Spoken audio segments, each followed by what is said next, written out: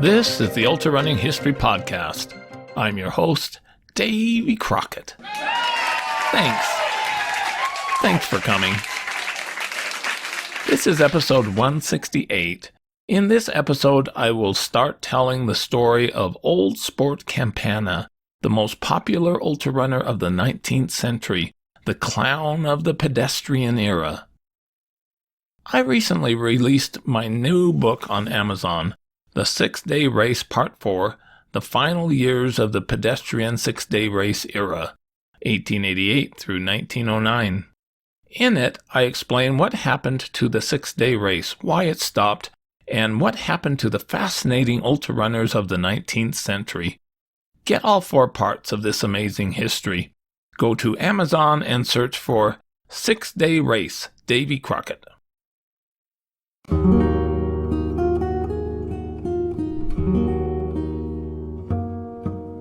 One of the most fascinating runners of that era was an amazing character named Old Sport Campana.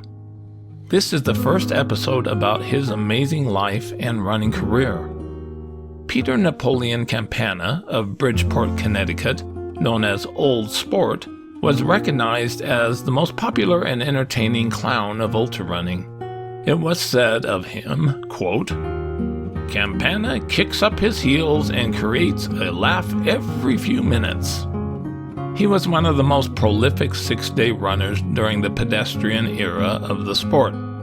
All of his amazing ultrarunning accomplishments were made after he was 42 years old and into his 60s. He competed in at least 40 6-day races and many other ultra-distance races, compiling more than 15,000 miles during races on small indoor smokey tracks. He never won a 6-day race, but because he was so popular, race directors would pay him just to last 6 days in their races.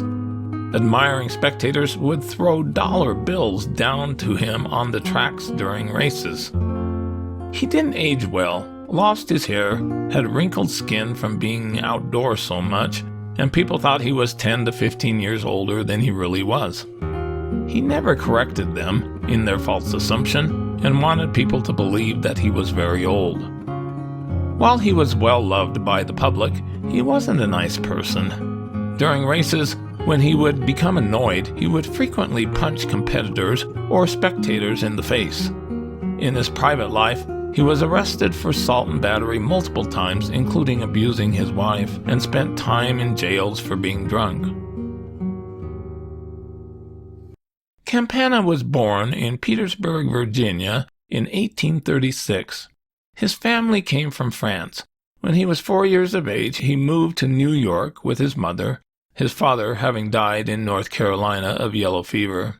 Shortly after his arrival in New York, his mother died, and he was cared for by the Metropolitan Fire Brigade. He first worked as a messenger boy, the first delivery boy for the New York Clipper in 1853, then became a hose cart attaché and a fully blown fireman. He said he learned to run in the fire department and saved a great number of lives. It was reported, "Like a young partridge, he tried to run as soon as he was hatched and has been running ever since." He became very involved in athletics and received the nickname of Young Sport. His first race was with a man named Lee in New York City for $10 for a half mile. The day of the race arrived and found him in prime condition for the test of endurance and speed. He won the race in a canter. As a young man of about 20 years old, in 1856, Campana moved to Bridgeport, Connecticut. He became a peddler of nuts and fruit, and at other times operated a corner peanut stand.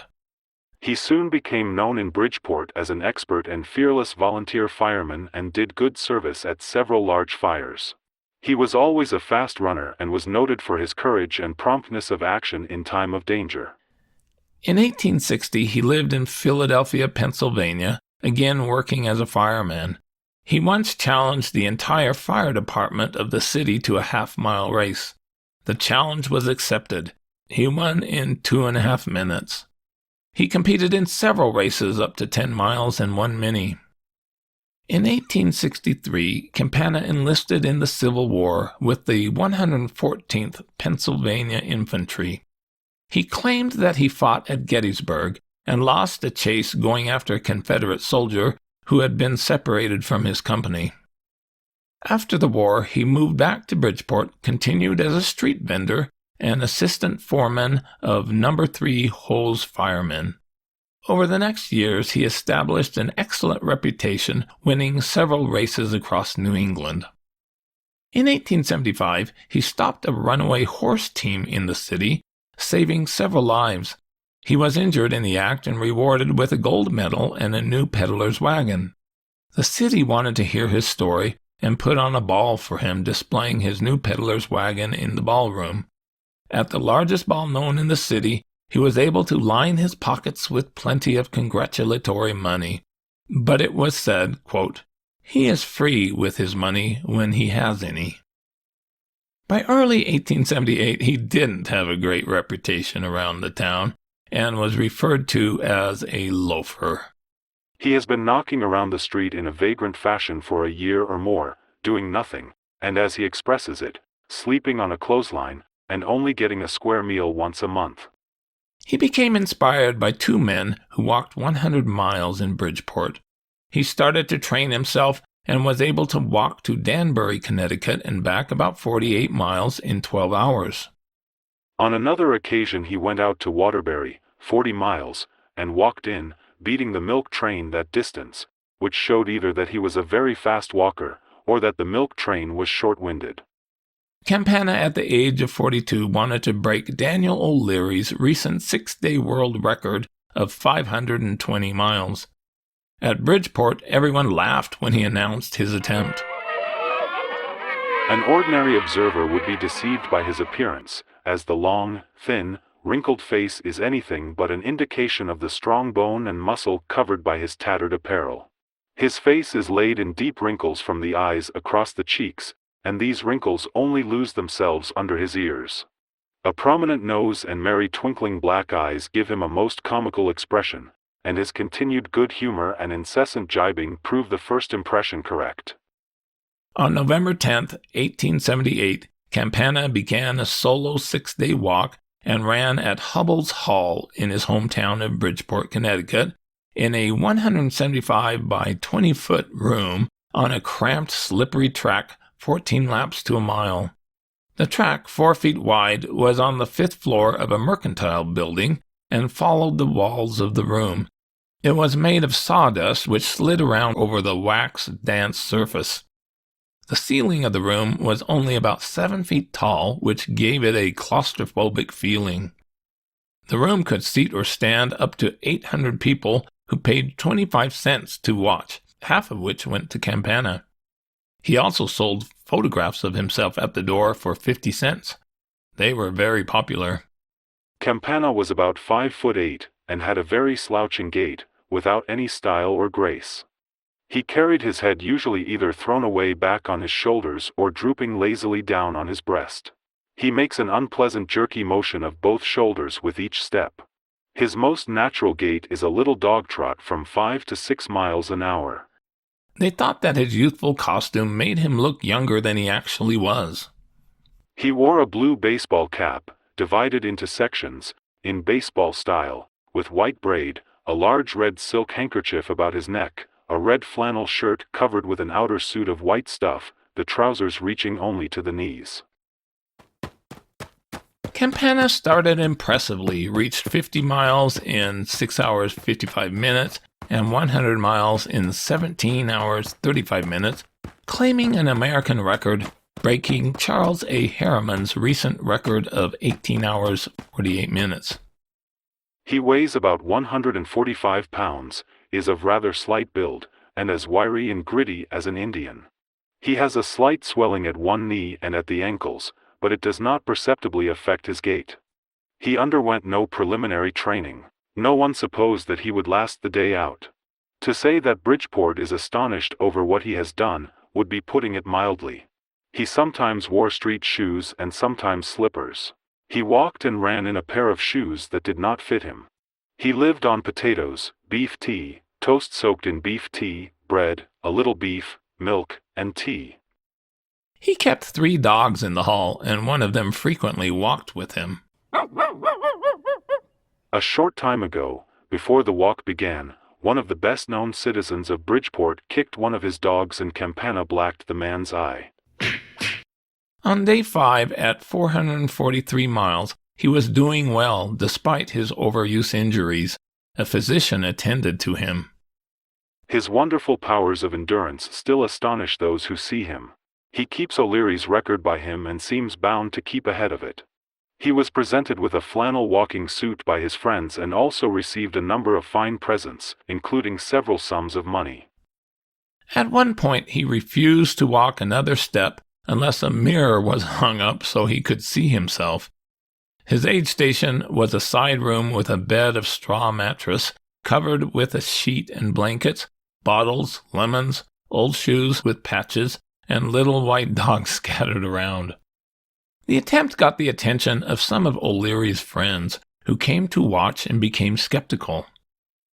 On the 6th day, the track was remeasured by the city surveyor and found to be 15.6 laps to the mile instead of 14 laps to the mile. He thought he was at 543 miles, but actually at about 484 miles. On hearing the news, Campana became discouraged and almost quit. For the last day, he walked with one of his attendants. They wouldn't let him know correctly how many miles he had left. They kept telling him that he had 42 miles left. Early in the evening, he was again discouraged and had thoughts of leaving the track, but when they told him the correct number of miles, he went off at a brisk run. The news spread throughout Bridgeport and the surrounding country that Sport was likely to beat O'Leary's distance, which caused Bridgeport to be in a state of excitement. A terrible brass band came to play in front of the building. A crowd of 1,000 people surrounded the building, with another 1,000 people packed into the hall. With the howling, excited multitude, the scene resembled a perfect pandemonium. Another 5,000 people crowded Main Street, waiting to hear the result. As the end approached, the crush became absolutely dangerous, and the policemen had all they could do to preserve a narrow passageway for Sport without resorting to violence. Campana finished with what he thought was 521.25 miles, breaking O'Leary's 520-mile record. The crowd cheered him until the walls shook and a number of bouquets would have been sent to him by some ladies of Bridgeport were handed to him. Sport was hoisted on the scorer's table and called upon for a speech, in which he thanked the people for their kindly interest. His friends then picked him up and carried him from the track to his room. The New York Daily Herald mocked the event and proclaimed, "The track was measured off on the basis from his track thereafter to be known as the Bridgeport Mile." Campana went swinging along at a great rate, rolling up his Bridgeport miles. Unfortunately, his friends forgot to state what kind of miles they were. There are suspicious people who would throw doubts even on those miles. The performance was not sufficiently authenticated to entitle him to a record. Next time he must walk his next race neither in Bridgeport miles nor by Bridgeport count. People started calling him Old Sport instead of Young Sport because he looked old with his weathered face and receding hairline. The New York Times was fooled and proclaimed that he broke O'Leary's record. He walked a greater distance within 6 days than is recorded of any other man, and under the most unfavorable circumstances. Campana was confident that he had broken the record and was willing to prove his abilities against the best. He became an instant celebrity in Bridgeport, quickly divorced his wife, and married a new, much younger, striking-looking woman. Campana's 6-day accomplishment, whether true or not, received a lot of publicity and was noticed by Daniel O'Leary, the Astley-built champion. He wasn't happy that people thought his 6-day record had been surpassed by an unknown amateur. Shortly after Campana's alleged achievement, O'Leary challenged Campana to a head-to-head match to show his superiority. Campana accepted the challenge, even though he would only have a month's rest since his last 6-day run. The two met for the first time in mid-December 1878 to sign the Articles of Agreement, and O'Leary said of Campana, quote, I like the looks of the man, and he may surprise all of us. The head-to-head race was scheduled to be held in the greatest arena of the era, Gilmore's Garden in New York City, later renamed to Madison Square Garden. 2 separate rolled sawdust tracks were constructed, one for each competitor, 9 laps to a mile and 8 laps to a mile. The day before the race, they flipped a coin, and O'Leary chose to walk on the inside track, even though the outside track was viewed as the best. Campana was a bundle of nerves, facing a world-class competitor for the first time. It was impossible for him to keep still for 5 seconds. Neither man seemed overconfident. The wager settled on was for $1,000 a side. The race would begin at 1 a.m. on December 23, 1878.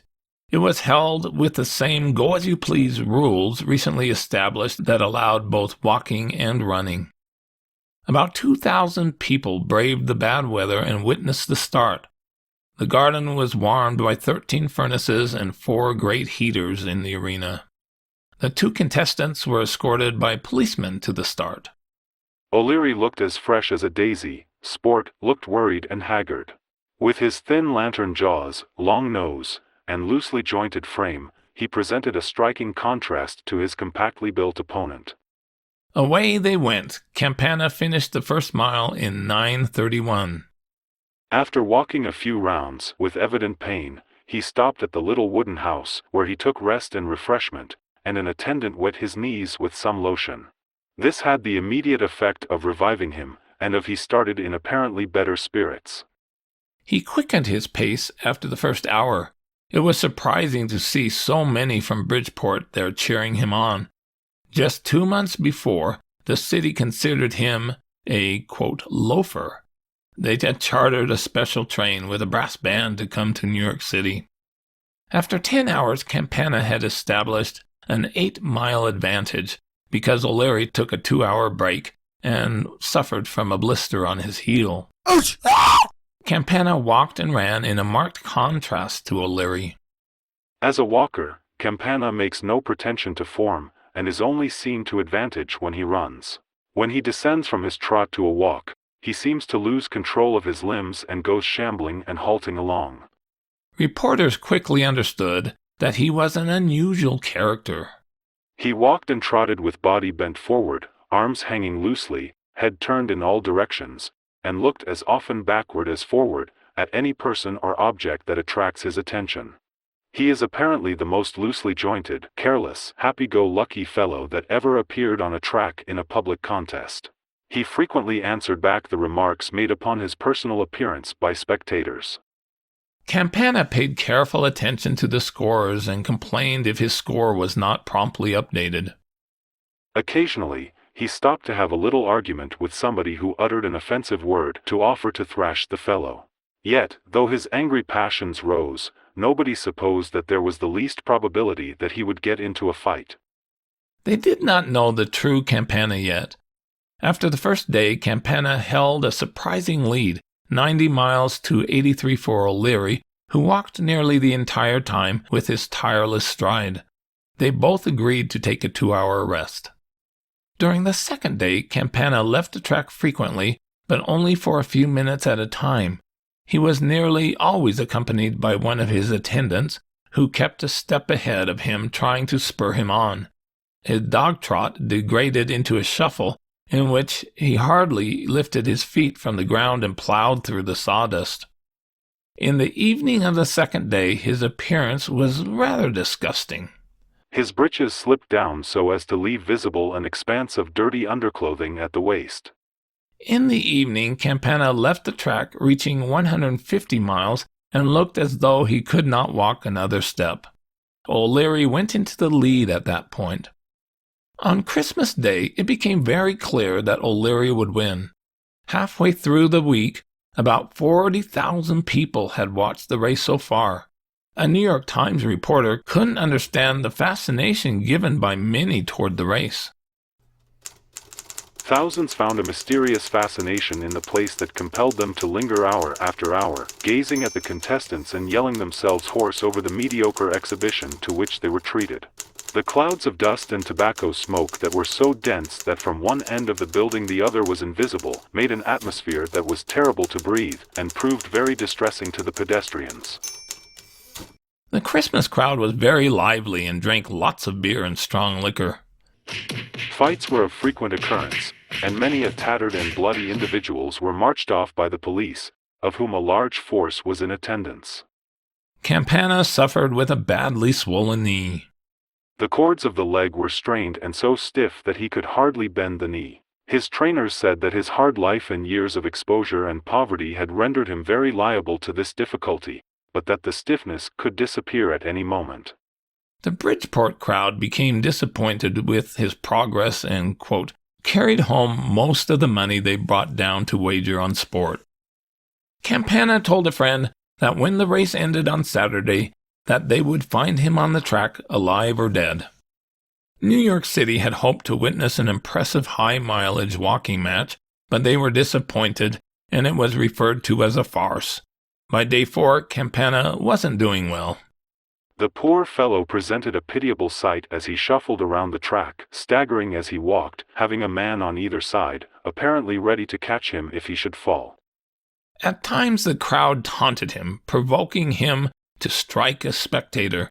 In the evening, he walked with his bald head uncovered, to the added amusement of his tormentors. Some in the crowd shouted that the event should be stopped. After 4 days, the score was O'Leary 290 miles, Campana 260. After 5 days, O'Leary extended the lead to 24 miles. Both men started to keep themselves going using stimulants. Sport was walking in a continual state of semi-intoxication. He was in such excellent spirits and shuffled around the track in such a lively manner as to surprise the spectators and draw forth hearty applause from all sides. He is full of pluck and, when resting in his hut, jokes with his attendants and plays with his dogs. Although the man has given a very poor exhibition of walking, he is certainly game, and whose great powers of endurance.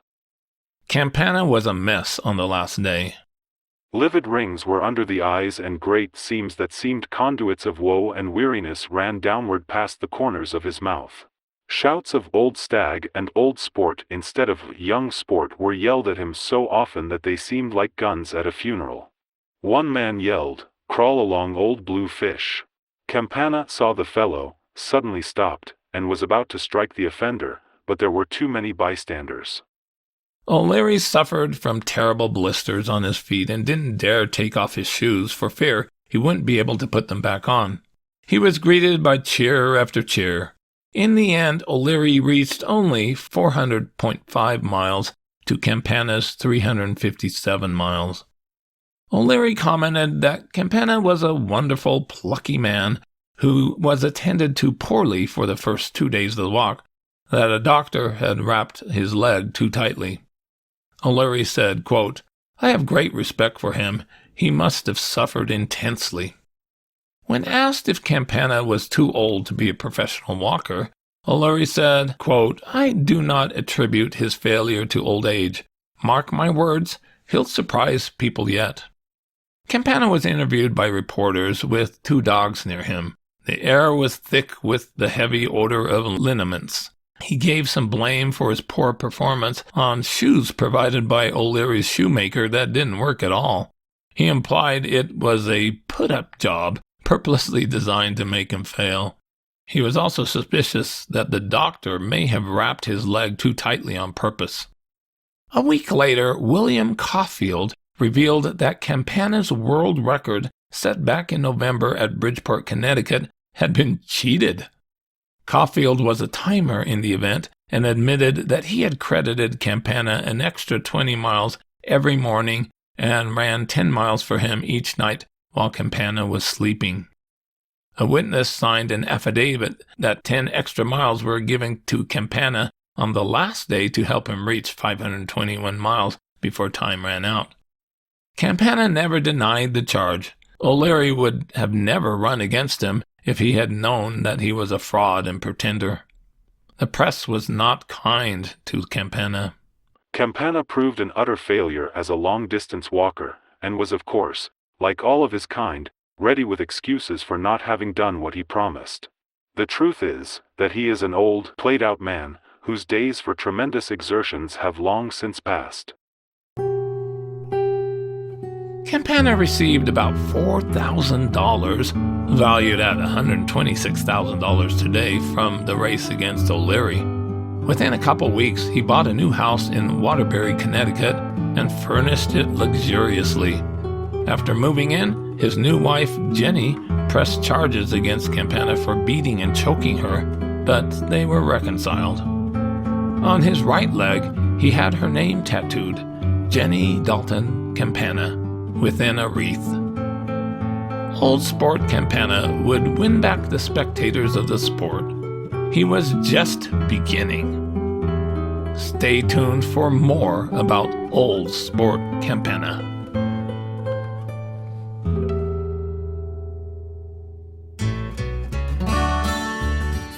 With that, this is Davy Crockett, and this is the Ultrarunning History Podcast.